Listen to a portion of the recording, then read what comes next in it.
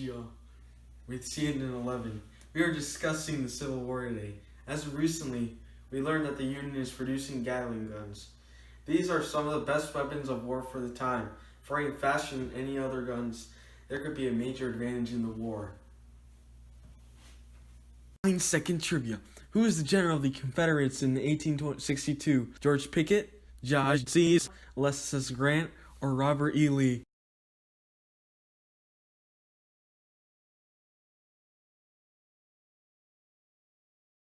The correct answer is George Pickett. George Pickett has won many battles. After becoming brigadier general in January 1862, he was wounded in the Battle of Gaines' Mill on June 27, 1862. He did not return to command until September.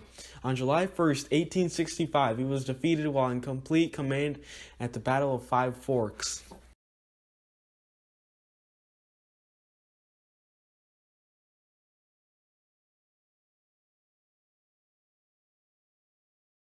Hi, this is CNN11. I'm Sydney Eiler. And I'm Natalie Nolan. Today we're going to be talking a little bit about the Civil War, so let's begin. The first Civil War battle was at Manassas. Wrong.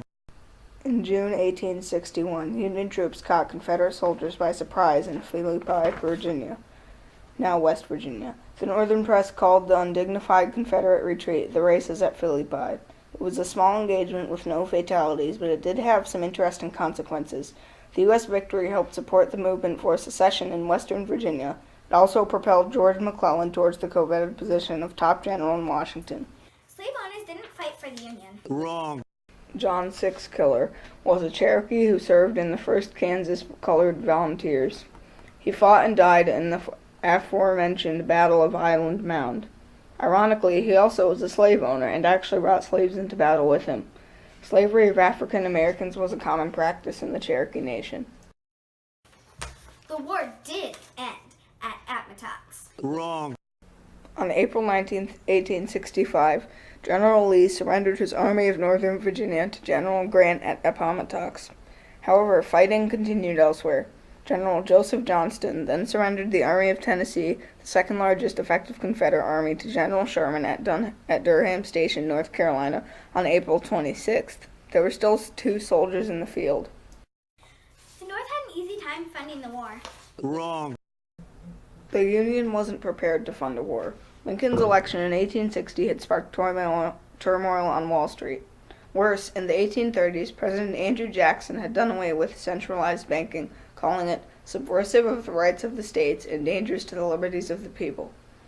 There was no quick and easy way for the U.S. government to finance its military buildup, especially not with over 10,000 different kinds of paper currency in circulation. The Glory Battle was the first time African American troops went into battle. Wrong.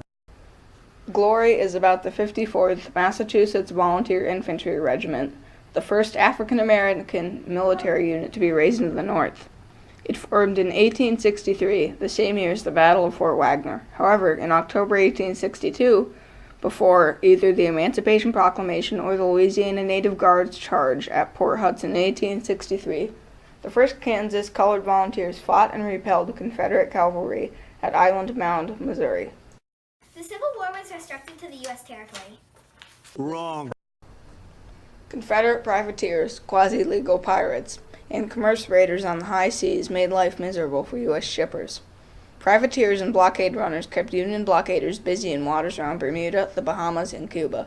Big commerce raiders, powered by steam as well as sails, ranged all over the world, seizing U.S. ships and ransoming their crews.